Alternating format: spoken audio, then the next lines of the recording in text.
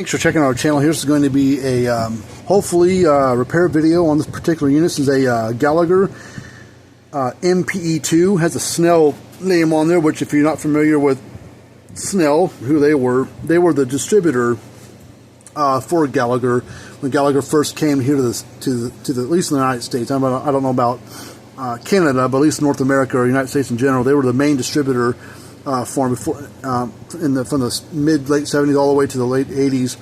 And then they were having some troubles with financial troubles within the states of getting the product out to the market real good and everything. So I don't know the whole story there, but eventually in the early 90s they turned everything around, and Gallagher actually came to them, came themselves, and it's like, we got to straighten this shit out. So they got rid of Snell, and then Gallagher themselves rebranded, restamped all their units, and by the early 90s, now you got the, like M600, M560, M1000, stuff like that. They started rebranding with a different sticker, the M series for mains plug-in models, B for battery, S for solar, MB for main/battery, and MBS for main/battery/solar.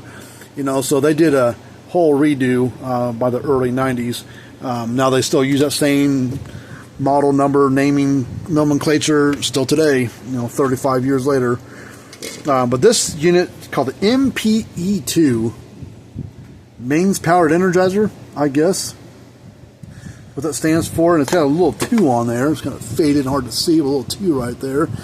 This unit was a short-lived model. It was around for about 5 years, 6 years, from the 83 to 89 or whatever it was. They had an earlier model from the early 80s to probably back in the 70s called the MPE. It was a tan colored case like this one, but it was about twice as tall. It was full length of this and then about this much more onto it. About the same width, maybe a little wider. They shared basically the same transfer or same module or input board, and that was about it. Capacitor probably could be changed between the two, but that was basically it. Now I don't know what's wrong with this one. It's been worked on before. See if there's any kind of date code in this thing. Hard to read. Oh shoot! It would have been on right here. It's 20, but right down here at the bottom, the date, and it's freaking wore off. But it's a mid 80s model, 83 to 89, 85 to 89, whatever this is around. But you can see it's been worked on before. They put it was worked on back in 05 and 06 by somebody. Looks like in 06 they replaced the module, which is this piece right here, main module, and then in 05 they did a new cord. It says new cord and a fuse holder, which that's not the Gallagher one. That's something else. So that looks like the factory one, honestly. That looks like the one from 86 or 85. That's what it looks like. I don't think the fuse holder was replaced, honestly. Well, let's before I just plug it in, let's do some checks on some stuff. I mean, the light bulb's burned out there. It's supposed to be clear, and it's burned out black. So that's cosmetic. That won't keep it from running. Oh, actually, look here. 88. June 22nd of 88. If you remember that sticker on here, it said the 27th. So it's probably June. That's when this board was manufactured, June 22nd of 88. And this was manufactured probably as a whole unit, everything in it was probably manufactured and stamped to go out the door on June 27th of 88. So this thing's, what, 38 years old, 37, whatever. So capacitor may or may not be original. It's hard to say, but we'll check it. These ones use a 30 microfarad capacitor. There's no polarity to it, so let's test across it. Reading 37.2. Let's pull the board out of here.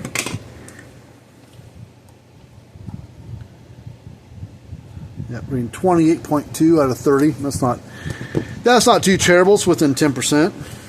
So we'll leave it alone.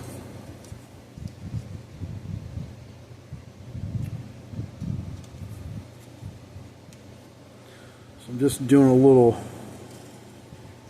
looking on this thing. Let's check. We're going to plug the whole unit in here in a second, but let's plug in. How Mickey Mouse thing is that? Instead of putting on a new connector, just shove it underneath there. Now it's kind of a cheap way to do it. I guess it works, but I would have done it differently. Let's check the fuse. That's good. Let's check the continuity from there. So, I'm going to check the primary side of the transformer, which is right here. Alright, so in theory, this thing should come on and run. I mean, I don't know about the output, but if this board has anything wrong with it, we'll have to dig into it, but not sure if we can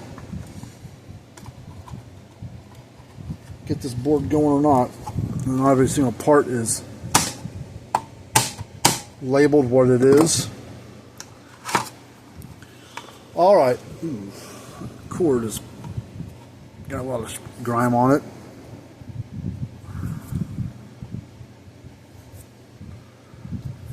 Clean that cord plug off. It was covered in like dust, greasy dust. Alright, here we go.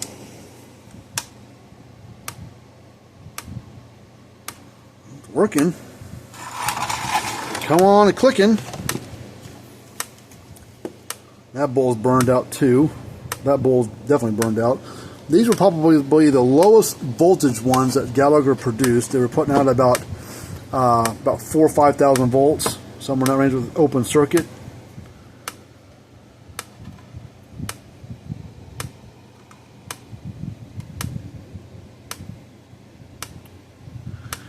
Well,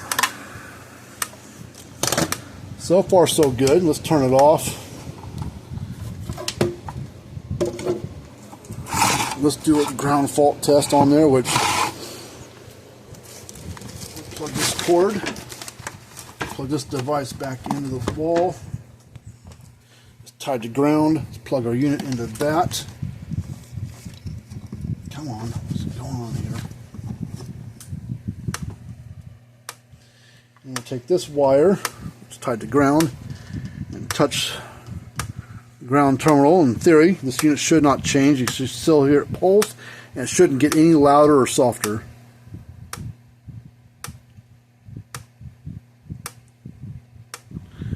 Alright, that's good. So I don't know, maybe this had a connection problem, or maybe because the lights aren't lighting up, maybe they think there's something wrong with it, but electrically and whatever, it's fine. Let's do a load test on it real quick. Now this isn't like, it's probably like a half joule unit. I mean, it's 1 joule maybe. It's not a very stout unit, you know, but for what it's designed to do, it did a good job. We're going to do a no load peak voltage reading. Like I said, it should be right around 5 kV plus or minus.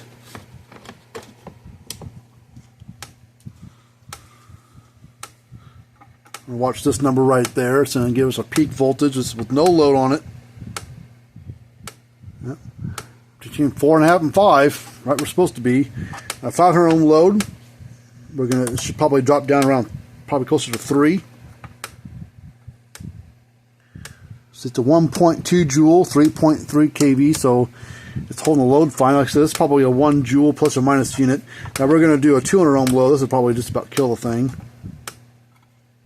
Now, we drop down all the way down to 1 joule, 200 ohm load, which is still pretty impressive for, I mean, only go down to a 200 ohm load, that's pretty heavy, and basically lost, went from what, 1.7 down to 1 in between the peak, or between the, whatever this change was.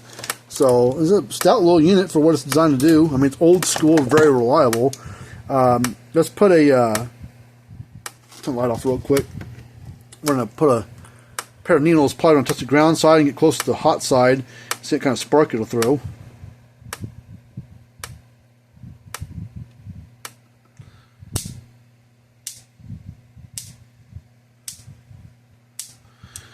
know, nice spark to it. So, yeah, we just got burnt out light bulbs, and that it needs it needs to be cleaned up a little bit, but and the capacitor's reading pretty darn good. I'm not going to worry about changing it out. And then we're going to get neon bulb for the front side. Alright, this is going to be, I'm going to put a, since these bulbs are physically smaller than what the factory ones are, I'm going to put on both this side and this side, I'm going to put 2 of them in series, just so that way we get a more surface area and it makes it brighter so we can see it there versus being smaller and may not be able to see it as well. So that's what we're going to do there. We're going to, whoops, twist these bulbs together and then we'll solder them. And whoops, shoot. Oh, I'll never find that bulb. It's on the floor, rolled underneath. I'll never find it. Let's get another one.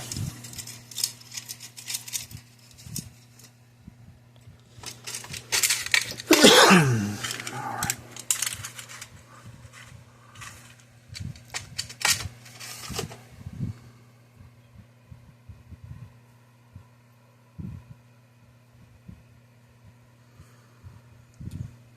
And like I said, there's no polarity to these bulbs. It doesn't matter which lead goes in there, which lead goes in there. They're not LEDs. They're not fluorescent. Whether this is a neon bulb, this is a type of neon bulb as well. So not LEDs. I had a guy one time want to buy some. Oh, I need some of them LEDs. I'm like, LEDs for what? Oh, the old Gallagher M800s. I'm like, I said, what LEDs on? Are you talking about the old one or the new one? The new ones have LEDs and the old ones didn't. Well, no, it's the old orange M800. I need the LEDs for that one. I said, those aren't LEDs. Well, they look like LEDs. I'm like, I don't know what LEDs you've been looking at, but those aren't LEDs. So I didn't say that to the guy, but I was like, I don't think he knows what he's talking about. So I sold the bulbs to him, though, either way, and he got squared away, but these aren't LEDs.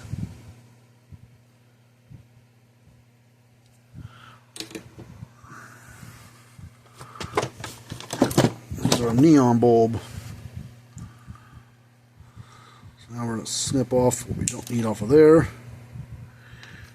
Same with this one.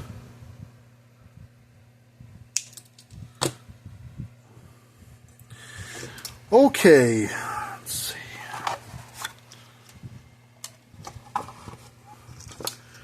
Now we gotta get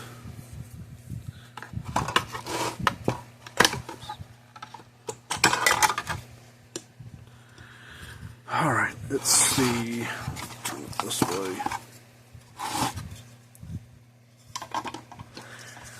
Now I'll get the desolder braid out and start pulling the solder iron's warmed up. Tip of the iron off.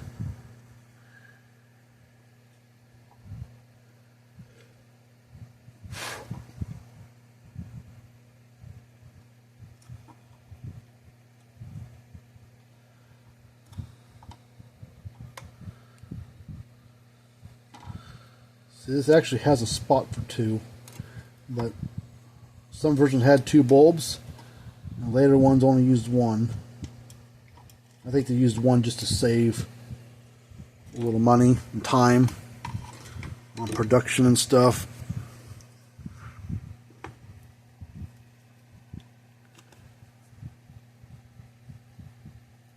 I'll go up here.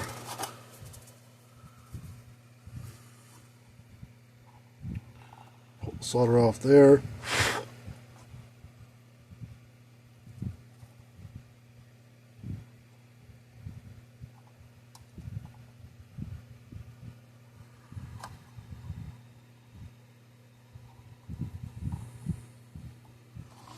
I think we got it all off there.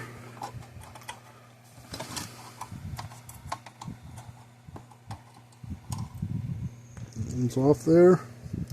That one actually broke. One lead broke right off the bulb. It must have been rusty. So now we'll take a clear bulb, which will flash red, orange, whatever color you want to call it.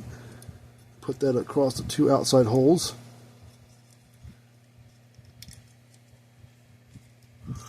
Just lay it like that. We'll bend the legs over a little bit so it stays in place.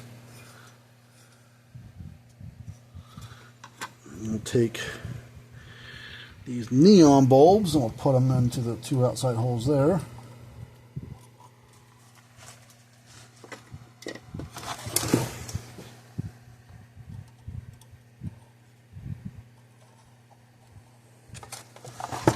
Okay. Get the solder out.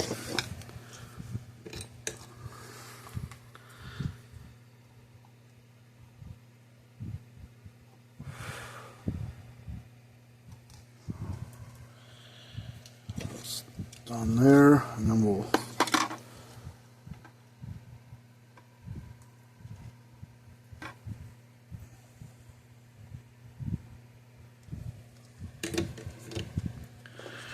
snip off what we don't need.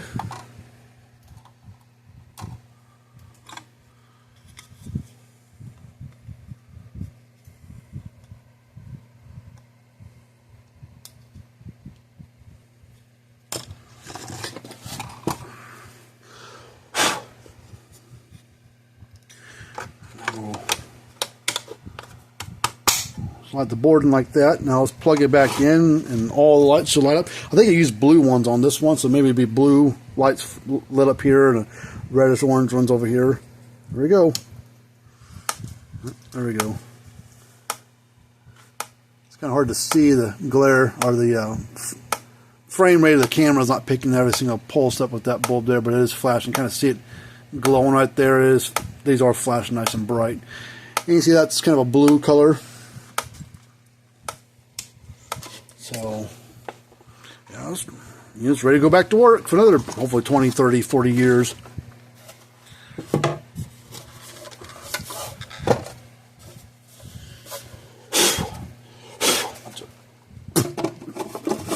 Dirt and grime that thing. It's pretty dirty looking unit. Let's plug it back in, make sure we can still see the lights behind the lenses there.